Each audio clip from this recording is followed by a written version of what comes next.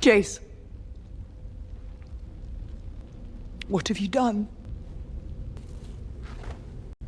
How could you?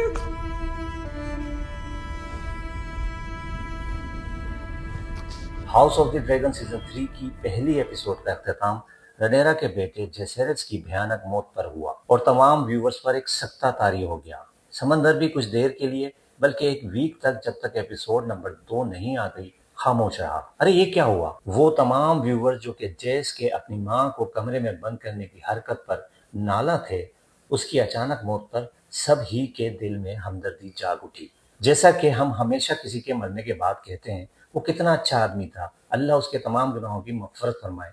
वैसे किसी के मरने के बाद उसकी बुराई करना कोई अच्छी बात तो नहीं। दुनिया भर में रहने वाले अलग टीवी के तमाम और खास तौर पर उर्दू और हिंदी के नाज़रीन को अस्सलाम वालेकुम। तो चलें अब बात करते हैं house of the dragon season 3 के एपिसोड नंबर 2 की। लेकिन इससे पहले कि एपिसोड नंबर 2 का अहवाल और इसके बारे में अपनी अलग राय हम आपको बताएं, हमारी सभी व्यूअर से रिक्वेस्ट है कि हमारी इस वीडियो को आखिर तक जरूर देखें। मजा ना आए तो पैसे वापस। वीडियो को लाइक करें और इसके बारे में कमेंट्स करें और अलग टीवी को सब्सक्राइब भी कर लें। House of the dragon season 3 की दूसरी एपिसोड का आगाज बड़ा एक्सपेक्टेड था और डायरेक्टर साहब ने व्यूअर्स के अफसरदा दिलों से काफी खेला। एपिसोड के शुरू के तकरीबन 3 से 4 मिनट सिर्फ सन्नाटा था। इस खामोशी में सिर्फ आग उगलते ड्रैगन की गरज ही सुनाई दे रही थी, जो कि बैटल ऑफ द गोलेट में बाकी रह जाने वाली फौज और जहाजों का सफाया करने में लगे हुए थे। इसी असना में एक सरप्राइजिंग सीन सामने आया कि आसमान पर अभी तक 3 ड्रैगन उड़ते हुए दिखाई दे रहे हैं। अरे भाई, जेस का ड्रैगन तो पानी में डूब गया था तो बाकी बचे 2, लेकिन ये 3 ड्रैगन दोबारा आसमान पर कहां से आ गए? डायरेक्टर साहब इतनी बड़ी सीरीज बना रहे हैं, इस तरह की गलतियां ज़ेद नहीं देती आपको? खैर, इसके बाद बेला जिस तरह अपने ड्रैगन पर जेस को डालकर ले जा रही होती है, उसको समझ नहीं आ रहा होता कि वो रनेरा का सामना कैसे करेगी और उसे क्या बताएगी कि आखिर हुआ क्या था। खैर, अब सामना तो करना था। इसके बाद वो सीन जब जेस को महल में लाया जाता है और सिपाही उसे उठाकर रनेरा की जानिब बढ़ रहे होते हैं, बहुत ही खतरनाक सीन था। फिर रनेरा की एंट्री। एक माँ को अपने जवान बेटे की लाश का सामना करना होता है, लेकिन रनेरा को देखकर न जाने क्यों ऐसा लगा कि इसे सब कुछ पहले से पता था कि इसके बेटे जेस की लाश को महल में लाया गया है और इसे किस तरह रिएक्ट करना है। वो इस सब के लिए पहले से तैयार थी। क्या ये एक माँ के दिल की आवाज थी कि उसे पहले से ही पता चल गया था कि क्या हुआ है, या इसे भी डायरेक्टर साहब का हल्कापन कहा जाए? लेकिन इसके बाद रनेरा की एक्टिंग के खूब जोहर दिखाई दिए जब वो अपने बेटे की लाश के साथ लिपट कर रो रही होती है। एक माँ किस तरह ये एक्सपेक्ट कर ले कि उसके सामने उसके दूसरे जवान बेटे की लाश है। उसका पर्सनल गार्ड उसे चुप कराने की कोशिश करता है, लेकिन फिर रनेरा गुस्से से उसे याद दिलाती है कि उसने उसकी बात नहीं मानी। वो अपनी तलवार निकालकर अपनी क्वीन रनेरा के सामने अपना सर पेश करता है कि वो अपने फराइज नहीं निभा सका, जिस पर वो इसकी बात को सुनी अनसुनी कर देती है। अगले ही सीन में दिखाया गया है कि चचा कार्लेस की फौज समंदर में बाकी रह जाने वाली दुश्मन की फौज के सिपाहियों को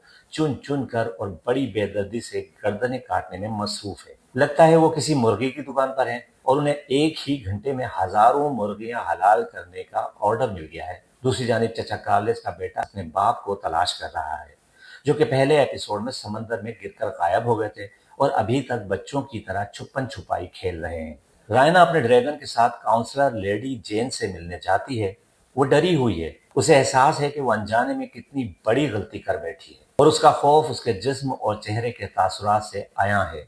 लेकिन लेडी जेन को सब खबर होती है। रायना उसे अपनी और अपने जंगली ड्रैगन की खिदमत देने का कहती है, लेकिन लेडी जेन की खुद हालत खराब हो रही होती है और वो बहुत ही रूड अंदाज में रायना को वापस जाने का कहती है। इस तमाम हादसे से बेखबर डेमन अपनी फौज के साथ अपनी फतूहात के जश्न मनाने में मसरूफ होता है, जहां सर साइमन स्ट्रॉन्ग इसे क्वीन रनेरा का मैसेज रुके की शक्ल में पेश करते हैं। डेमन के तासुरात बदलते हैं कि जेस के मरने की खबर सुनने से ज्यादा उसे इस बात पर अफसोस है कि जेस इसके हाथों से क्यों नहीं मरा, क्योंकि डेमन नहीं चाहता था रनेरा का कोई भी बेटा जिंदा रहे, क्योंकि वो इसके बेटे नहीं थे। क्योंकि डेमन के बाल तो गोल्डन हैं, तो फिर काले बालों वाला कौन था? सर क्रिस्टन कोल?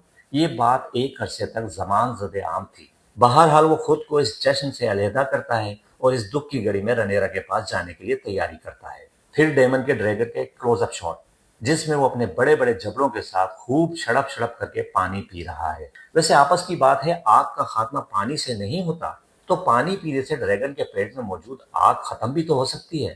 کیا یہ کھلا تضاد نہیں ہے؟ لیکن جنگ کی وجہ سے پیٹرول اتنا مہنگا ہو گیا کہ ڈریگنز نے کفایت شعاری اختیار کرتے ہوئے پانی پینا شروع کر دیا۔ اسی ڈریگن کے بیک گراؤنڈ میں ڈیمن ایلس ریور کے ساتھ کھڑا اسے لائن مار رہا ہے، جو کہ اس سے ہیرن ہول کی ڈیمانڈ کر رہی ہے۔ ڈیمن کو لگتا ہے کہ اس جادوگرنی کی ڈیمانڈز کچھ زیادہ ہی ہو گئی ہیں، تو اب بیگم صاحبہ رنیرا کے پاس ہی چلنا چاہیے اور کچھ بڑی پلاننگ کرنی چاہیے۔ چچا کارلس کی جوانی کی حرکتوں کی نشانی ان کے دو بیٹے، جنہیں وہ غربت میں اپنی ماں کے ساتھ اکیلا چھوڑ کر آ گئے تھے، دونوں ان کی تلاش میں مصروف ہوتے ہیں، ایک زمین پر اور ایک آسمان پر اپنے ڈریگن کے ساتھ۔ لیکن جیسا کہ ہم نے پچھلی ہی ایپیسوڈ کے ریویو میں بتایا تھا کہ چچا کارلس سی سنیک مشہور ہیں، اتنی آرام سے نہیں مر سکتے، وہ بھی سمندر میں، تو وہ خود ہی بہتے ہوئے سمندر کے کنارے پر آ جاتے ہیں، کیونکہ ان کو کسی بھی بیٹے کا احسان نہیں چاہیے ہوتا۔ تھوڑا اکھڑ ہیں، لیکن آپ دیکھیں کہ اتنا بھاری بھرکم آرمڈ سوٹ پہن کر چچا 70 سال کی عمر میں سمندر میں ڈوبے پھر بھی بچ کر نکل آئے، کیونکہ وہ تو سی سنیک ہیں، یا پھر شاید قدرت نے ان سے کوئی بڑا کام لینا تھا، انہیں اپنے گناہوں کا کفارہ بھی تو ادا کرنا تھا۔ بالآخر وہ اپنے بیٹے سے شرمندہ ہوتے ہیں اور اسے اپنا نام دینے کا فیصلہ کر لیتے ہیں، کیونکہ اب ان کے پاس اس کے علاوہ کچھ دینے کو بچا ہی نہیں ہے، نہ محل، نہ رعایا، نہ فوج۔ اب وہ کنگلے ہو چکے ہیں، اسی لیے وہ اپنے کنگلے بیٹے کو اپنا نام بخوشی دے دیتے ہیں۔ ایگن ٹو اور لیرس اسٹرونگ جس قافلے کی قید میں رنیرا کی جانب بڑھ رہے ہوتے ہیں، اس قافلے پر حملہ ہوتا ہے اور دونوں وہاں سے بھاگ نکلتے ہیں۔ جلا بھنا ایگون نہ چل سکتا تھا نہ پھر سکتا تھا، لیکن اب کیا بلا کا پھرتیلا ہو گیا ہے، بھاگنا بھی شروع کر دیا۔ عجیب بات ہے نا بھائی، کہانی میں آگے کام بھی لینا ہے، آئرن تھرون پر قبضہ بھی تو کرنا ہے۔ ایلیسنٹ رنیرا سے کیے اپنے وعدے کے مطابق ایمنڈ کو کنگز لینڈنگ سے دور ہیرن ہول بھیجنے میں کامیاب ہو چکی ہے، اور اب وہ ایک ایک کر کے رنیرا کے آئرن تھرون پر بیٹھنے کے لیے سب ہی راستے ہموار کر رہی ہوتی ہے۔ اس لیے نہیں کہ رنیرا اس کی بہت پکی دوست ہے، بلکہ اس لیے کہ اس کے دونوں بیٹے بہت ہی ظالم اور نکھٹو نکلے۔ انہوں نے کنگز لینڈنگ کا بیڑا غرق کر دیا اور معیشت کا بھی برا حال کر دیا۔ ویسے آپس کی بات ہے، یہ ہمارے حکمرانوں سے کچھ کم نہیں نکلے، لہٰذا ایلیسنٹ نے فیصلہ کیا کہ وہ اپنی بہو اور اپنے پوتے کے ساتھ یہاں سے نکلے، باقی کنگز لینڈنگ جائے بھاڑ میں۔ ابھی اس کا تیسرا بیٹا چھوٹا ہے، جب وہ بڑا ہو جائے گا اور کنگز لینڈنگ کے حالات بہتر ہوئے تو وہ اپنے ڈریگن کے ساتھ خود ہی قبضہ کر لے گا۔ یہ سارے کے سارے ویسے ہی لینڈ مافیا ہیں، قبضہ مافیا، کھاتے کماتے کچھ نہیں، بس تخت و تاج پر قبضہ کر لو، جب تک جیو خوب مزے کرو۔ ڈیمن کوئن رنیرا کے پاس اس کا دکھ بانٹنے پہنچتا ہے، لیکن اس کی ملاقات ان باسٹرڈ سے ہو جاتی ہے جو کہ اس جادوگرنی ایلس ریور کو دیکھ کر ہیرن ہول سے بھاگ نکلے تھے۔ ڈیمن ان کے ساتھ بہت سختی سے پیش آتا ہے، کچھ زیادہ ہی سختی کر دیتا ہے، یہ بھی نہیں سوچتا کہ یہ سب سوتیلے اور ناجائز صحیح، مگر ہیں تو اسی کے باپ کنگ کا خون۔ ان میں سے کبھی بھی کوئی اپنے ڈریگن کے ساتھ ان کے مخالف ہو سکتا ہے، جو کہ آگے چل کر ہوگا بھی، آثار صاف دکھائی دے رہے ہیں۔ محل میں اس کا سامنا حالیہ بیگم رنیرا سے پہلے ماضی کی ہاف بیگم مائسیرا سے ہوتا ہے۔ مائسیرا کو شک ہے کہ ڈیمن رنیرا کے ساتھ کوئی چکر بازی کر رہا ہے، دونوں کے درمیان کچھ تلخی ہوتی ہے اور پھر ڈیمن رنیرا کے پاس پہنچتا ہے۔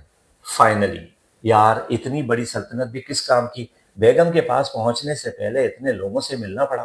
پھر بس کچھ دیر کی بات، اتنا وقت رنیرا کو سمجھانے منانے میں لگا، پھر ایک نوکر آ جاتا ہے اور کہتا ہے کہ ایمنڈ کو اپنے ڈریگن ویگار کے ساتھ ہیرن ہال جاتے دیکھا گیا ہے۔ ڈیمن کو موقع ملتا ہے اور وہ رنیرا کو اس کے بیٹوں کی قربانی اور جادوگرنی کی پیش گوئی کے حوالے دے کر کنگز لینڈنگ پر اپنے ڈریگن کے ساتھ حملہ کر کے آئرن ڈوم، میرا مطلب ہے آئرن تھرون پر قبضہ کرنے کے لیے راضی کر لیتا ہے۔ وہ ماں جو کہ ابھی اپنے بیٹے کی موت کے غم میں نڈھال آنسو بہا رہی تھی، تخت کی لالچ میں ڈیمن کی بات ماننے پر رضامند ہو جاتی ہے۔ یہ بھی نہیں سوچتی ابھی اس کے بیٹے جیس کا جنازہ، اس کی تدفین ہونا بھی باقی ہے۔ اپنے بیٹے جیس کی لاش کو اسی طرح چھوڑ کر ڈیمن کے ساتھ چل دیتی ہے، لیکن ڈیمن کے دماغ میں تو کچھ اور ہی چل رہا ہے۔